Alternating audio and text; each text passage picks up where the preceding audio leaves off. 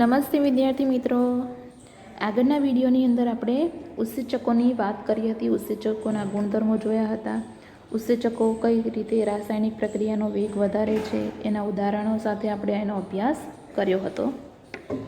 આજે આપણે ઉત્સેચકોમાં આગળ જોઈશું અને નવો પોઈન્ટ ભણીશું જેનું નામ છે ઉત્સેચકની કાર્યપદ્ધતિ, નેચર ઓફ એન્ઝાઇમ એક્શન, કે ઉત્સેચકો કેવી રીતે કાર્ય કરે છે. તો જોઈએ આપણે એના માટે આપણે એક પદ્ધતિ સમજવાની છે.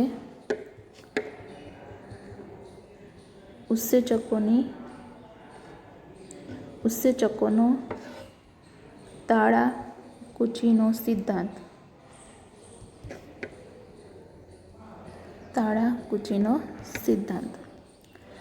તાળાકૂચીના સિદ્ધાંતમાં મેં તમને આપણે ભણ્યા હતા ઉત્સેચકોના ગુણધર્મોમાં કે દરેક ઉત્સેચક એક જગ્યાએ ખાંચ ધરાવે છે જ્યાં કોઈ પણ પ્રક્રિયાથી ત્યાં જોડાય છે અને ઉત્સેચકની સાથે પ્રક્રિયા કરે છે. તો એવી જ રીતે અહીંયા ઉદાહરણ તરીકે આપણે ઉત્સેચકો ડ્રો કરીએ. ફોર એક્ઝામ્પલ, આ ઉત્સેચક છે.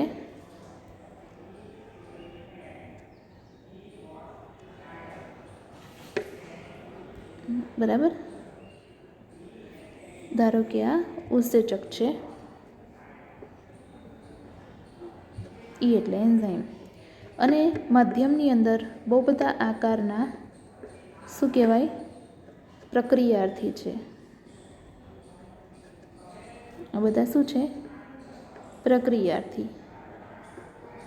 તો હવે માધ્યમમાં રહેલા પ્રક્રિયાર્થીમાંથી જે પણ ઉત્સેચકને આકારમાં ફિટ થશે એ જ અહીંયા જોડાશે. તો આ આકાર ફિટ થાય છે એટલા માટે અહીંયા આ જે સક્રિય સ્થાન છે, આ સ્થાનને શું કહેવામાં આવે છે?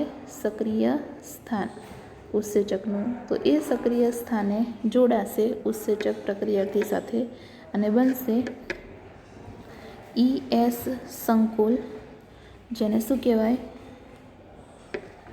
ઉત્સેચક પ્રક્રિયાર્થી સંકુલ. બરાબર. અને ધીમે ધીમે આપણને P એટલે પ્રોડક્ટ એટલે કે નિપજ વત્તા ઉત્સેચક પાછા મળે છે. તો અહીંયા તમે જોયું કે બહુ બધા અહીંયા પ્રક્રિયકો હતા, પરંતુ જે ઉત્સેચકના સક્રિય સ્થાન પર જોડાઈ શકે છે એ જ ઉત્સેચક સાથે જોડાઈ અને નિપજનું નિર્માણ કરે છે. તો એટલા માટે આ સિદ્ધાંતને ઉત્સેચકોનો તાળાકૂચીનો સિદ્ધાંત કહેવામાં આવે છે. જોઈએ આપણને આપેલું છે એમાં કે પ્રક્રિયક ઉત્સેચકના અણુમાં પ્રક્રિયક જોડાણ સ્થાન જોવા મળે છે. મેં તમને પહેલાં જ કહ્યું છે ને, જ્યાં પ્રક્રિયાથી જોડાય છે પ્રક્રિયક જોડાણ સ્થાન એટલે જેની સાથે પ્રક્રિયક જોડાઈને ઉત્સેચક પ્રક્રિયાથી સંકુલ બનાવે છે. કે જેની સાથે જોડાઈને કોણ જોડાય છે?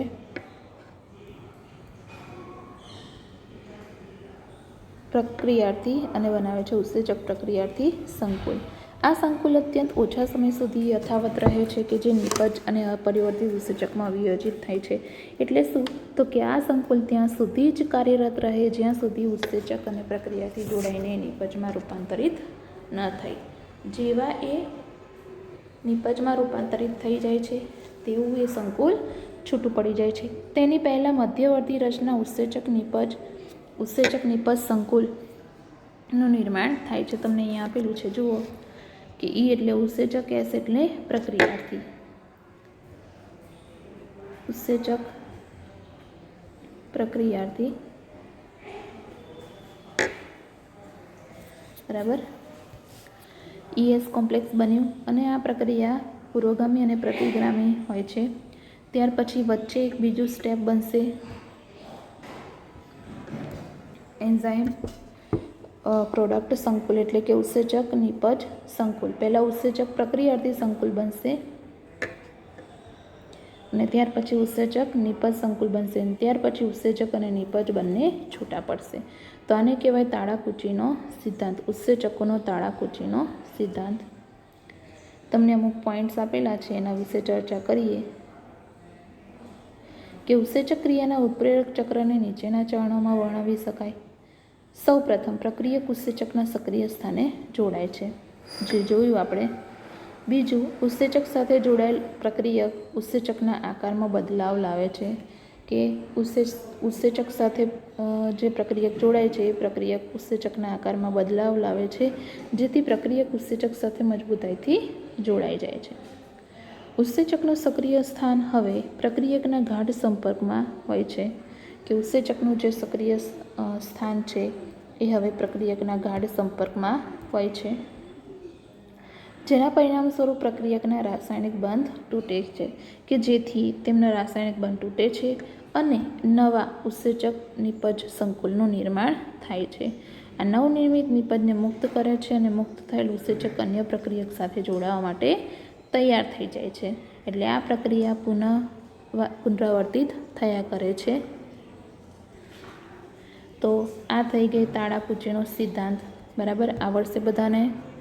એના પછી ઉત્સેચક ક્રિયા તો કરે છે, ક્રિયાવિધિ તો કરે છે, પરંતુ ઉત્સેચકની ક્રિયાવિધિ પર અસર કરતા પરિબળો અહીંયા સમજવાના છે, કે ઉત્સેચકની ક્રિયાવિધિ પર કયા પરિબળો અસર કરે છે એ અહીંયા સમજવાનું છે, કે તાપમાન, pH, પ્રક્રિયકની સાંદ્રતા, એ બધા જે પરિબળો છે જે ઉત્સેચકની પ્રક્રિયા પર અસર કરે છે. તો જોઈએ આપણે પહેલું, ઉત્સેચકની ક્રિયાવિધિ પર અસર કરતા પરિબળો, કે જે પરિબળો પ્રોટીનની તૃતીયક સંરચનામાં ફેરફાર પ્રેરે છે. તમને ખબર છે કે ઉત્સેચકો શું છે? એક પ્રકારના પ્રોટીન. તો જે પરિબળો પ્રોટીનની તૃતીય સંરચનામાં ફેરફાર પ્રેરે છે તે ઉત્સેચકની સક્રિયતાને પણ અસર કરે છે.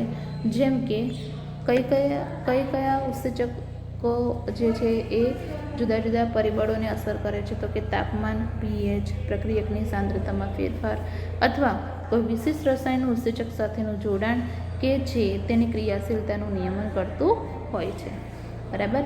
તો આ બધા જે પરિબળો છે એ ઉત્સેચકની ક્રિયાવિધિ પર અસર કરતા હોય છે.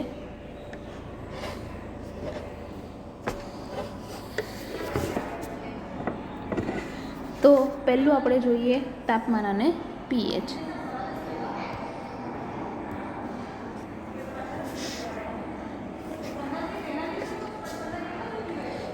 ઉત્સેચક સામાન્ય રીતે તાપમાન અને pHની મર્યાદિત ક્ષેત્ર વિસ્તારમાં કાર્ય કરે છે, કે નોર્મલ જે વિસ્તાર એટલે કે નોર્મલ જે તાપમાન અને pH હોવું જોઈએ, નોર્મલ તાપમાન અને pH જે હોવું જોઈએ એ હોય તો જ દરેક ઉત્સેચકો કાર્યરત હોઈ શકે છે. તમને અહીંયા આપેલું છે કે ઉત્સેચકની સાંદ્રતા વિરુદ્ધ pHનો ગ્રાફ દોરીએ તો ઉત્સેચકની સક્રિયતા જે મીડિયમ pH છે ત્યારે વધી જાય છે. એવી જ રીતે તાપમાનમાં દરેક ઉત્સેચકની મહત્તમ ક્રિયાશીલતા એક ચોક્કસ તાપમાન અને pHના આધારે થાય છે. દરેક ઉત્સેચકની મહત્તમ ક્રિયાશીલતા એક ચોક્કસ તાપમાન અને pHના આધારે થાય છે, જેને ઇષ્ટતમ તાપમાન અને ઇષ્ટતમ pH કહે છે, બરાબર. કે ચોક્કસ તાપમાન અને ચોક્કસ pHને આધારે ઉત્સેચક ક્રિયાશીલ બને છે, જે ઇષ્ટતમ તાપમાન અને ઇષ્ટતમ pH ઉપર આધારિત છે, જેને શું કહેવામાં આવે છે? ઇષ્ટતમ pH અને તાપમાન. આ ઇષ્ટતમ માપથી ઉપર કે નીચે ઉત્સેચકની ક્રિયાશીલતામાં શું થાય છે? ઘટાડો.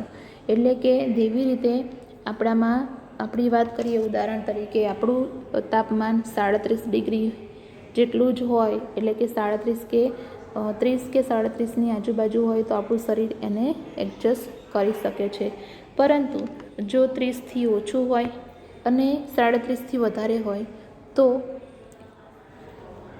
એ જે ઉત્સેચક એટલે કે આપણું જે શરીર છે એ એને સક્ષમ હોતું નથી મેન્ટેન કરવા માટે.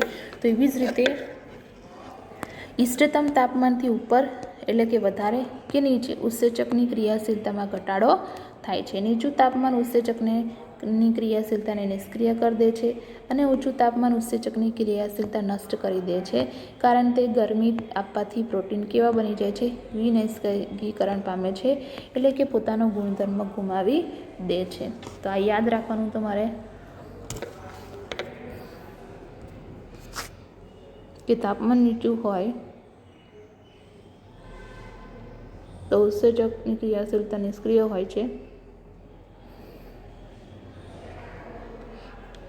નિષ્ક્રિય બની જાય છે, અને જો ઊંચું તાપમાન હોય તો ઉત્સેચકની ક્રિયાશીલતા નષ્ટ કરી દે છે, કારણ કે પ્રોટીન ગરમીથી વિનિષ્ક્રિયકરણ થઈ જાય છે, એટલે પોતાનો ગુણધર્મ ગુમાવવો. વિનિષ્ક્રિયકરણ એટલે શું? ગુણધર્મ ગુમાવવો.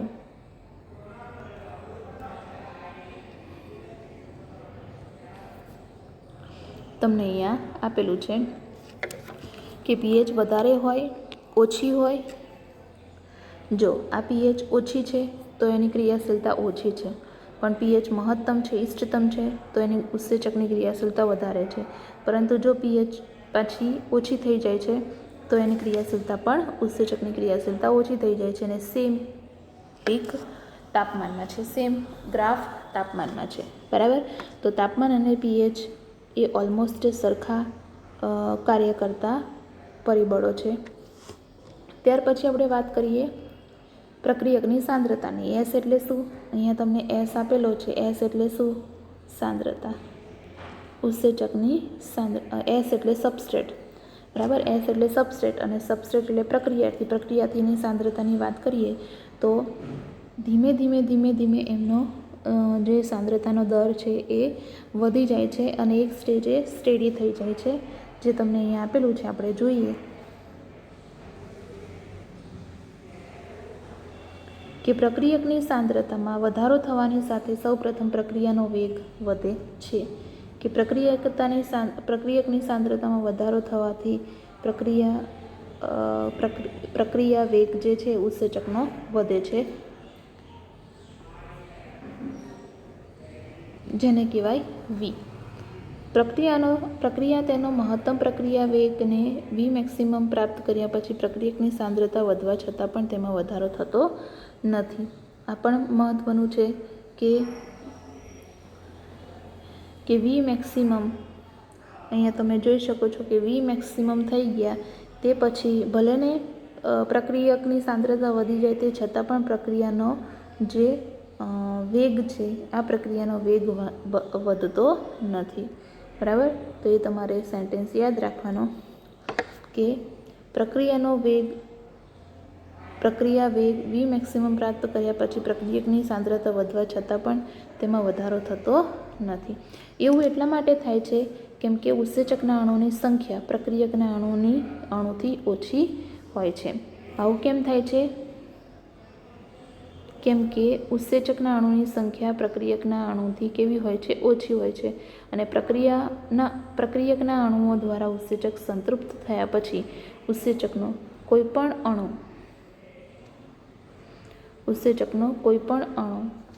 પ્રક્રિયકના વધારાના અણુઓ સાથે જોડાવા માટે મુક્ત રહેતો નથી.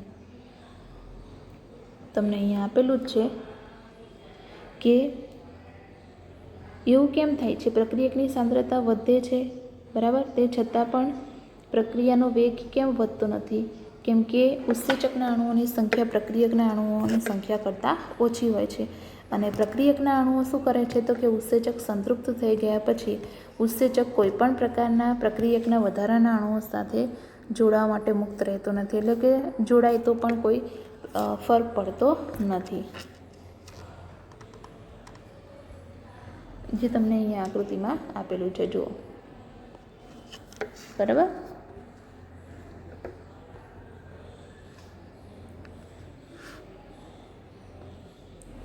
કોઈપણ ઉત્સેચકની ક્રિયાશીલતા વિશિષ્ટ રસાયણની કે જે ઉત્સેચક સાથે જોડાય છે તેની હાજરી પ્રત્યે સંવેદનશીલ હોય છે. એટલે શું? તો કે મેં તમને અહીંયા આકૃતિમાં સમજાવ્યું કે ઉત્સેચક સાથે શું જોડાય છે? જુદા જુદા પ્રક્રિયકો. બરાબર. એ પ્રક્રિયકોની જેવા જ બંધારણ ધરાવતા બીજા કોઈ અણુઓ પ્રક્રિયક સાથે જોડાવાનો પ્રયત્ન કરે તો તે ઉત્સેચક એની હાજરી પ્રત્યે કેવા હોય છે? સંવેદનશીલ હોય છે. અને આવા રસાયણને કહેવામાં આવે છે અવરોધક, કે જ્યારે કોઈ રસાયણ ઉત્સેચક સાથે જોડાય અને તેની પ્રક્રિયાને અટકાવી દે તો તેને અવરોધન કહેવામાં આવે છે, અને તે રસાયણને અવરોધક કહે છે. બરાબર. હવે જ્યારે અવરોધક તેની આણ્વીય સંરચનામાં પ્રક્રિયાર્થી સાથે સમાનતા ધરાવે છે અને ઉત્સેચકની ક્રિયાશીલતા અવરોધે છે, તેને શું કહેવામાં આવે છે? પ્રતિસ્પર્ધી અવરોધ. એટલે કે ઉત્સેચક સાથે જે પણ પ્રક્રિયકો જોડાવાના છે, પ્રક્રિયાર્થી જોડાવાના છે, એના જેવું જ બંધારણ ધરાવતા બીજા કોઈ અણુઓ આવે માધ્યમની અંદર તો એમને શું કહેવામાં આવે છે? પ્રતિસ્પર્ધી અવરોધક. એમને શું કહેવામાં આવે છે? પ્રતિસ્પર્ધી અવરોધક. બરાબર. અને એ અવરોધકની અસરને કારણે પ્રક્રિયાની વેગમાં વધારો થતો નથી. અવરોધકની પ્રક્રિયાથી સાથે ગાઢ સંરચનાત્મક સમાનતા ફળ સ્વરૂપે આ પ્રક્રિયાથી દ્વારા ઉત્સેચકના પ્રક્રિયાથી જોડાણ સ્થાન સાથે જોડાઈને પ્રતિસ્પર્ધા કરે છે. એટલે શું? તો કે જ્યારે પણ આવો અવરોધક માધ્યમમાં આવી જાય છે ત્યારે પ્રક્રિયાર્થી જેવું વર્તન કરે છે અને પ્રક્રિયાર્થી દ્વારા જ ઉત્સેચકના પ્રક્રિયાર્થી જોડાણ સ્થાન સાથે જોડાઈ જાય છે, અને પરિણામે પ્રક્રિયાર્થી જોડાણ સ્થાન સાથે જોડાઈ શકતા નથી, કે અવરોધક જોડાઈ જવાથી એની જગ્યાએ કોણ જોડાઈ જાય છે? અવરોધકની પ્રક્રિયકની જગ્યાએ અવરોધક.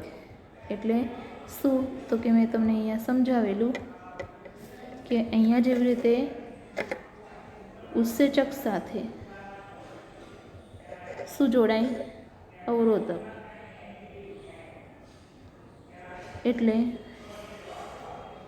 પ્રક્રિયાર્થી જોડાઈ શકે નહીં, જેથી ઉત્સેચકનો વેગ ધીમો થઈ જાય. કેમ કે ત્યાં જોડાવાનું હતું કોણ?